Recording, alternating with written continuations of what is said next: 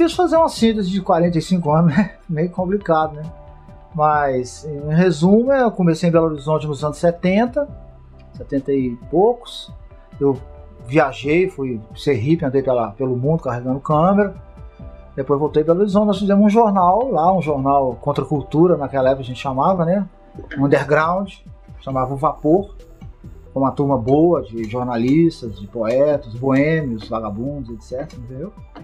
E aí começou, aí o primeiro curso foi com o Mauro Servo, Galeria Ouvidor. Na mesma época, mais ou menos, por aí, 72, 3, por aí, mais ou menos. Aí depois fizemos uma empresa em Belo Horizonte, que atendia principalmente Colégio Pitágoras, MAI, Colégio de Imaculada Conceição, etc. E a gente reuniu uma turminha lá com a gente, um bom laboratório preto e branco. Aí comecei a ensinar os outros e tal, passar meus conhecimentos, né? E foi indo, né? Aí depois disso eu fui, depois disso, já no final dos anos 70 eu fui para Nova York, fiz um curso no ICP, de 79 a 82, num curso muito bom lá, com um laboratório, com Mapplethorpe, foi meu professor, etc. Então, coisa muito boa mesmo. Aí eu fiquei lá 2 anos e tanto. Aí depois, quando eu voltei, nos anos 82, 3, eu fui para São Paulo direto. Aí em São Paulo eu trabalhei no Caderno 2. O Caderno 2 naquela época tinha uma especificidade que era o fotógrafo só fazia arte, só cultura. A gente só fazia cultura, não fazia esporte, não fazia política, não fazia nada, só cultura. Era eu, Juvenal Pereira, um bom nome, se você lembrar, do seu trabalho aí. Fotógrafo mineiro, mas mora em São Paulo há muitos anos, muito bom, colega. Isso foi eu estou falando de 84, por aí 86. E nesse meio termo também eu comecei a trabalhar na pré-história, né? Esse trabalho da pré-história meu, que eu considero um trabalho interessante, bom.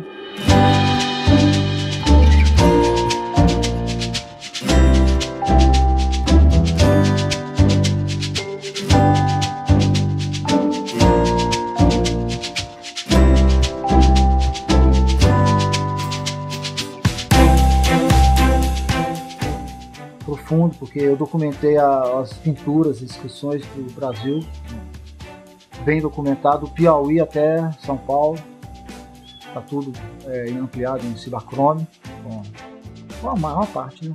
Aí nós estamos falando, aí eu participei da Bienal com esse trabalho, com pré-história, na Bienal de 85, São Paulo, dentro de um tema chamado Arte entre a Ciência e a Ficção, com curadoria de Berta Sichel.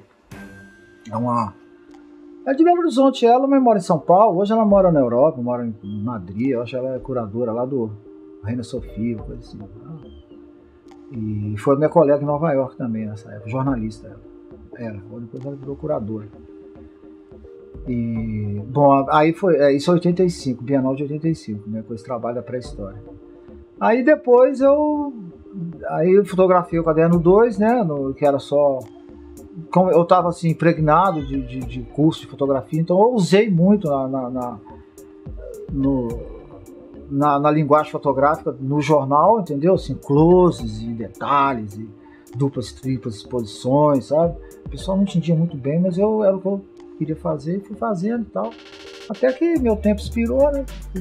Fui embora, mas fui despedido e tal. Trabalhei, fiz algumas coisas lá para a imprensa paulista. Aí depois eu fui morar na Europa.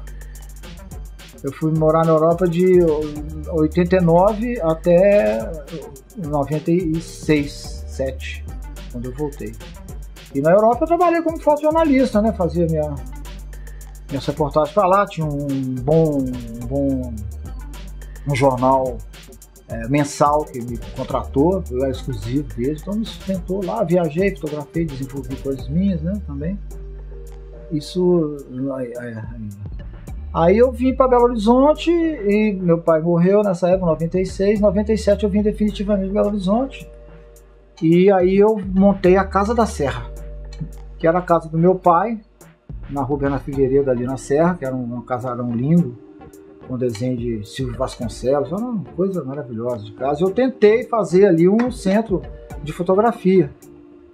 E aí fiz cursos, Jorge Helt, chamei gente para fazer curso sobre restauração de fotografia e tal. Fiz muita coisa e fiz o Minas Minas Memorial Contemporâneo, que é uma exposição de fotografia com vários. Fui eu que fiz sozinho, não, né, gente? Tinha vários colaboradores, pesquisadores. Eu sabia que eu queria, mas eu não tinha como fazer tudo. Então, eu tinha colaboradores, pesquisadores, montadores, e foi tudo feito na norma museológica, por aí para lá, né? E esse Minas Minas, ele contemplou 40 e tantos fotógrafos contemporâneos, né?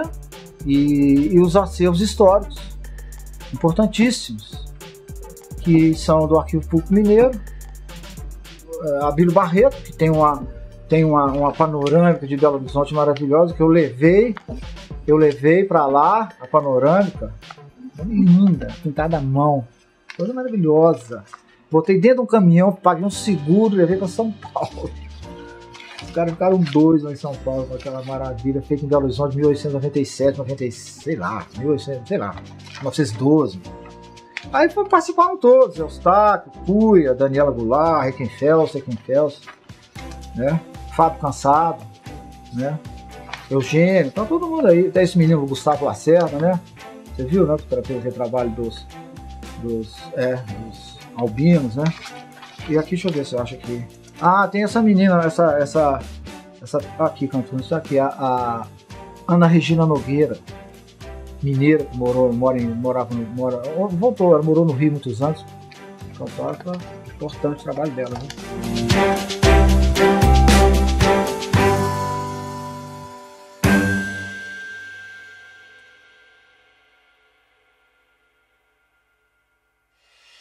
Eu era muito fotografado e talvez fosse um momento na vida dele que ele mais fotografou foi quando eu tinha, sei lá, 8 anos, 10 anos, uma fase que eu já estava sacando o que ele estava fazendo e talvez eu fosse aí acompanhava ele no laboratório às vezes. Depois ele desanimou um pouco, ele era um fotógrafo amador, mas chegou a ter um laboratório em casa. Eu acompanhava nessa produção às vezes e aí acabei tomando gosto pela coisa e ele meio que abandonou a fotografia quase que completamente, assim. Mas ele, como um amador avançado, ele comprou muito livro. Então na minha casa também tinha coleção da Time Life, tinha muita coisa que me influenciou, assim, de alguns livros clássicos da fotografia. Aí ele largou as câmeras. Aí eu peguei as câmeras. Com as câmeras dele, e tinha umas 3 lentes, assim, tinha grande angular, tinha tele, tinha normal. Eu comecei a brincar e fotografar os meus colegas da escola.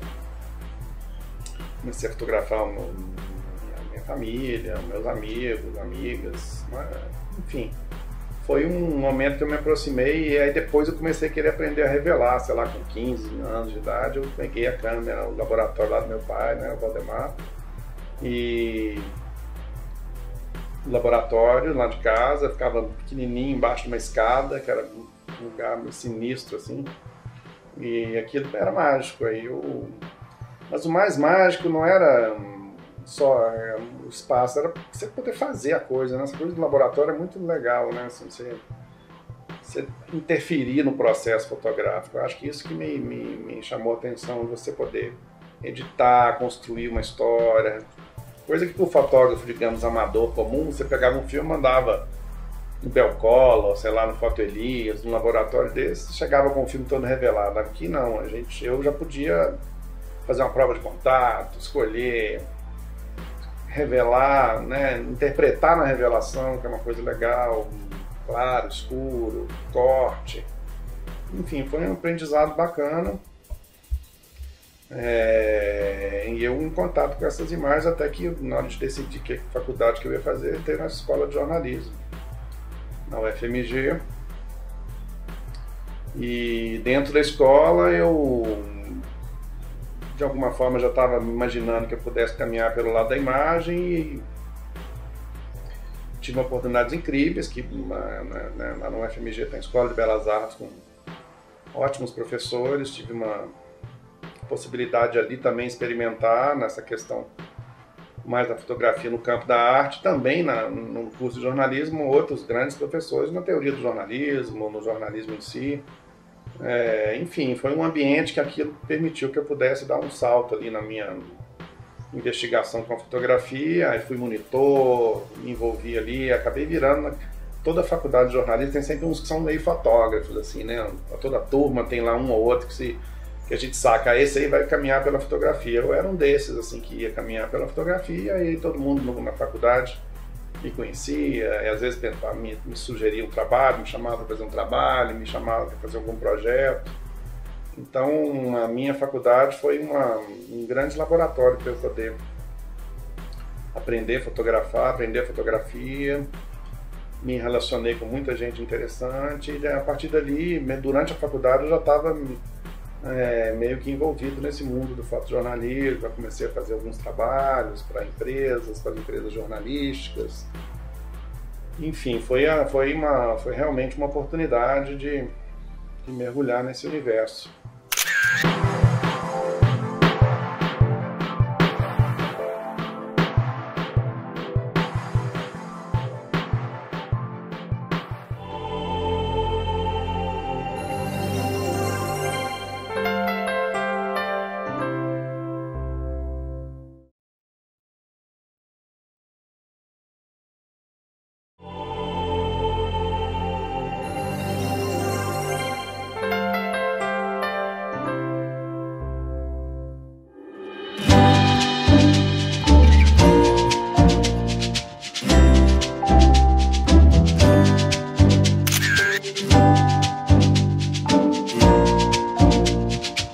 Quando eu estava em São Paulo, então, aqui ó, quando eu estava em São Paulo, eu trabalhei muito lá, tinha uma turma boa, tá tudo assinado, tá vendo?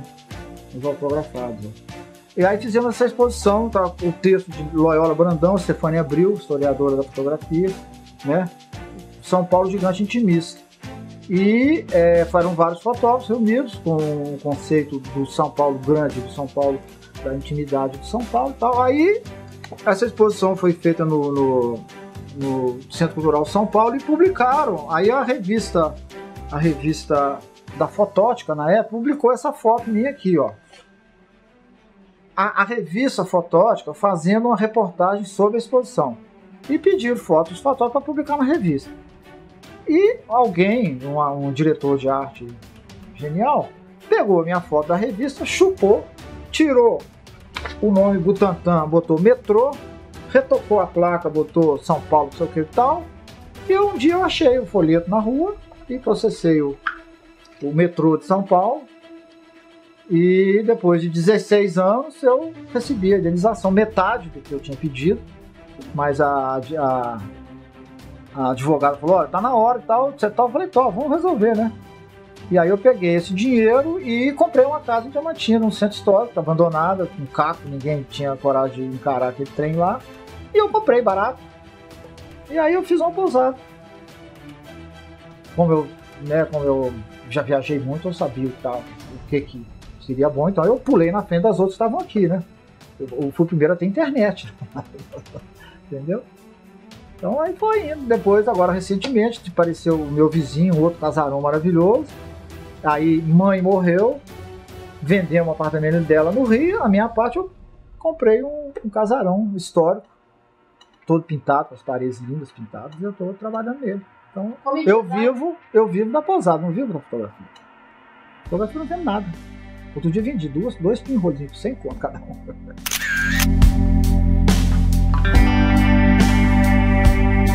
Aí eu pegava e me postava dentro do metrô e eu estudava os reflexos. Aí eu me colocava lá e falava, bom, esse aqui tá um ângulo bom. Aí eu pensava, será que o metrô vai passar do outro lado? Aí eu pensava, não, quem sabe vai passar do outro lado também, né? E aí porque aqui eu estava fotografando reflexo. E as pessoas, então, elas não ficavam se incomodadas, porque eu não estava fotografando, eu estava fotografando reflexo. Então elas não se incomodavam, elas nem sabiam que eu estava fotografando, na verdade. Então eu fotografei o reflexo. Mas é assim, tudo na Hasselblad, assim, olha essa aqui, olha o que tem aqui no fundo. Quem reconhece ali, não tá vendo? Não, no fundo aqui, o Chaplin. Aí são planos, entendeu? De imagem, assim. O primeiro plano é o metrô, as pessoas, esse Chaplin tá lá no fundo. Aí eu joguei ele pra dentro da minha foto, assim, vem cá conversar comigo. Esse trabalho aqui, esse é rassemblagem.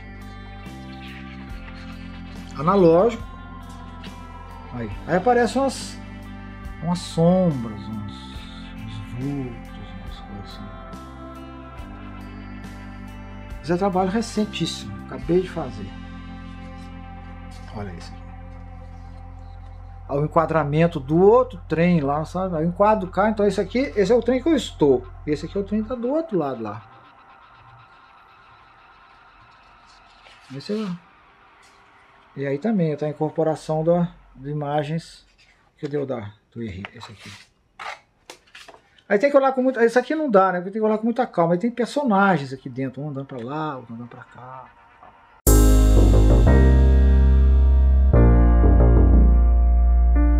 Eu tenho um arquivo muito grande, né? Da pré-história, como eu falei, né? Do Caderno 2, muito teatro, fotografia em Belo Horizonte nos anos 70, carnaval, material muito, né? Que eu estou tentando digitalizar e disponibilizar, né? Na internet, mas ainda não consigo ainda. Aqui é a câmera pinhole, né? Eu queria mostrar, que é uma câmera, né? Artesanal com 3 planos de filme, né? Aqui o primeiro plano perto da lente é o grande angular, aqui é uma normal e aqui é uma teleobjetiva, né? E eu uso filme 4x5, né? Com chapa, né? Essa é uma chapa de câmera, é uma câmera de estúdio, né? Então você entra com o filme aqui, né? Tira a chapa, né? Tira aqui a coisa, expõe e pá, não revela, né? Eu uso filme 4x5 cor.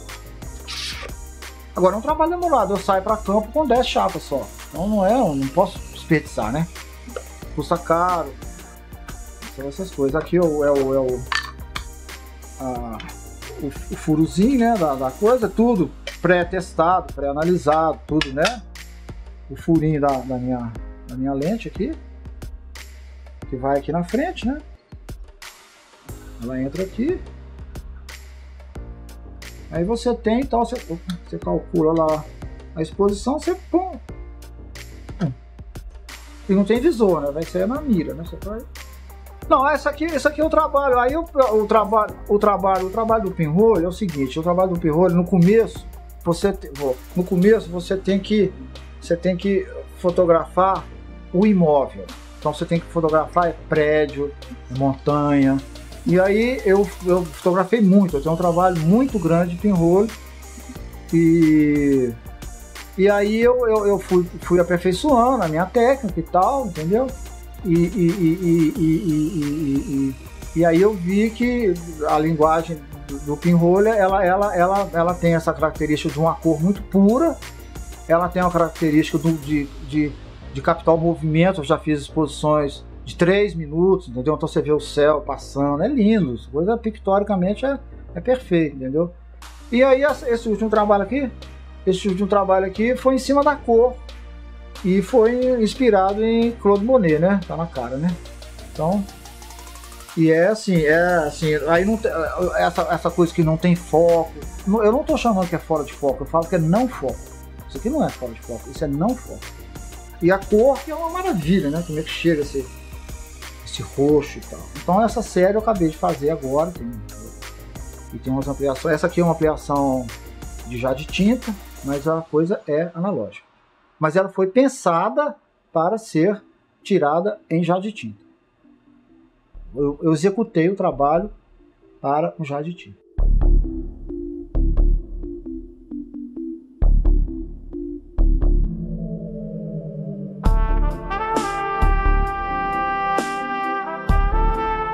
Bom, como fotógrafo tive algumas oportunidades incríveis, né, de conhecer lugares. Eu trabalhei em 5 Copas do Mundo, eu fui na Copa da África, da França, da Alemanha, dos Estados Unidos, né, do Brasil. trabalhei nas Olimpíadas da China também, então eu tive assim, nunca imaginei que eu pudesse ter possibilidade de estar em tantos lugares, de circular, isso tudo né, e o que é interessante é que eu estava muito nesses lugares, né, produzindo meu trabalho como fotojornalista, mas também entendendo como é o movimento, como é a produção cultural, quer dizer, eu acho que de alguma forma as viagens me proporcionaram muito isso, assim, essa compreensão da formação do fotógrafo, essa compreensão da relação da fotografia com esses grandes centros que eu tive a oportunidade de viajar.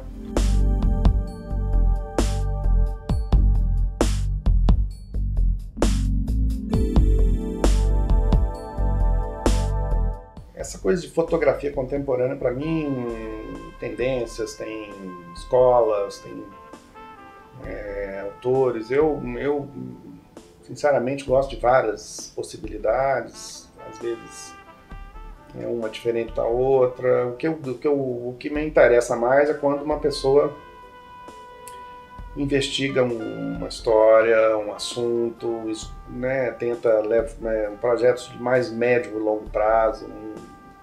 Não é aquela coisa muito instantânea, assim, né? Eu acho que você tem que ver também a história do artista, assim, naquela carreira dele. O cara fez um trabalho legal agora, o desafio é o próximo trabalho. O desafio é manter uma coerência. O que valoriza um artista é essa linha do pensamento dele. Então aqui em Belo Horizonte a gente tem uma turma que realmente entrou, né? Eu acho que talvez a minha geração não tinha muita possibilidade de viver como fotógrafo artista, como fotógrafo de expressão pessoal. Gerações mais recentes, a turma que está aí entre os 30, 40 anos ou menos, elas já tiveram essa possibilidade, já começou a existir esse momento, esse mercado, essa possibilidade.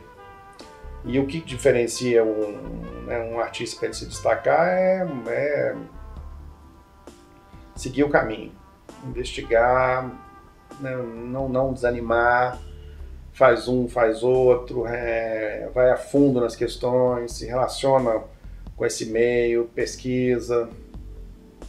E aí tem muitos trabalhos interessantes. Eu acho que o movimento em Minas Gerais ele é altamente produtivo nesses últimos tempos, assim, em função de uma série de fatores, né? As escolas, né, tipo a Escola de Belas Artes da UFMG, né, tem ali grandes nomes pensando na arte, né? Os festivais de inverno da UFMG também, até na minha geração e nas gerações posteriores também atuou forte nessa formação.